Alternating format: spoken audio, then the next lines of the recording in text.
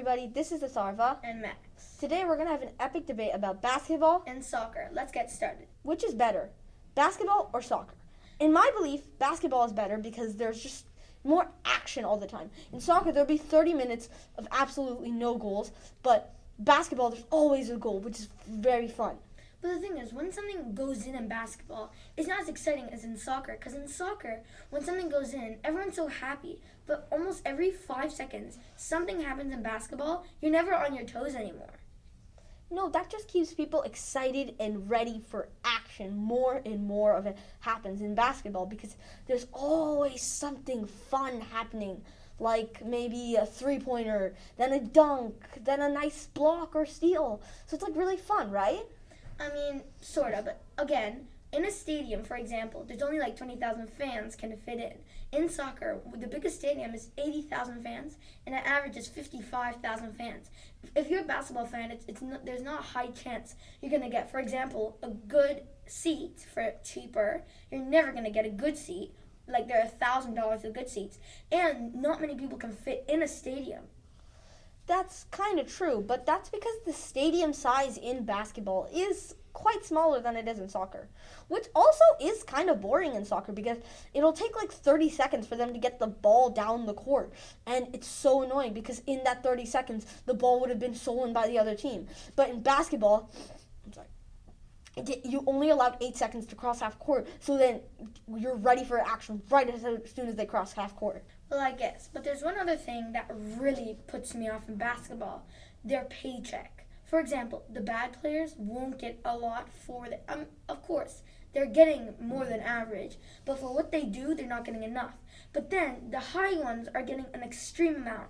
It was said that Michael Jordan got like $34 million a year or something per season back then, and now it would be like $180 million, and that was crazy. And nowadays, for example, Steph Curry is getting $34 million. That's an extravagant amount. But in soccer, I mean, there is those big ones, but there's more of an average. In basketball, there's no consistency. That's because front offices, the people that do the trades and stuff, want to keep the extremely good players in their city and team, right? That's why they offer them extremely large amounts of money so that they will stay with that city, right? I mean, yeah. But also, when there's a league, okay? There's, like, how many teams are there in the NBA? 30. There's 30, okay? There's always 5 on the top, 5 on the bottom. It never changes. But in soccer, for example, Wolves last year got, like, a good score, like 6th or 7th. They're right now in the bottom of the league. There's so much more excitement, so you don't know what's going to happen. But in basketball, there's like 5 teams, like, for example, the Lakers, the Warriors. I mean, the Raptors are good, but maybe not that good. There's no, like, there's too much consistency there. There needs to be some of the unknown factor.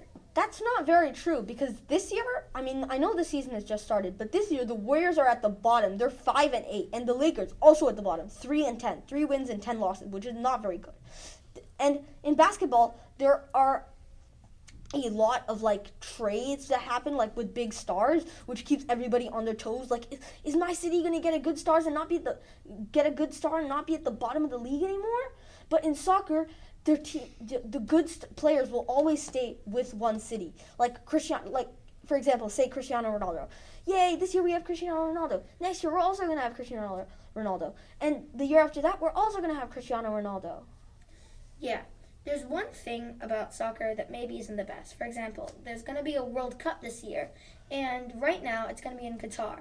And you can tell, like, it's gone all over the media that they've been doing so much bribing to get their country having the World Cup, because they would have never actually won the World Cup hosts. But the reason they do have it is because they are bribing their World Cup committee to give them that spot, and that is super wrong because other countries that were supposed to have it there are not because of Qatar. And also, now it's going to be in the winter. The World Cup's always in the summer, but now it's going to be in the winter, and that will make so many more games for the poor teams. They're going to have to play like 4 games a week. That is a crazy amount because that affects their personal well-being and their mental well-being. I hear you, Max. Sometimes there are a lot of controversies in soccer, but in basketball there's some controversies as well. For example, Kyrie Irving said something very anti-Semitic, and he's extremely sorry to Jewish people, and I am too, for all the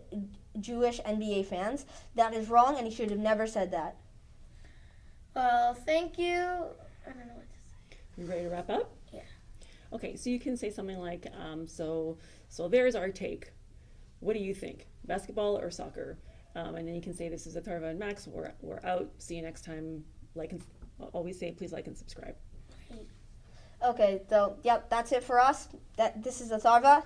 And this is Max. Please like and subscribe, and See you next time. Yeah. Peace.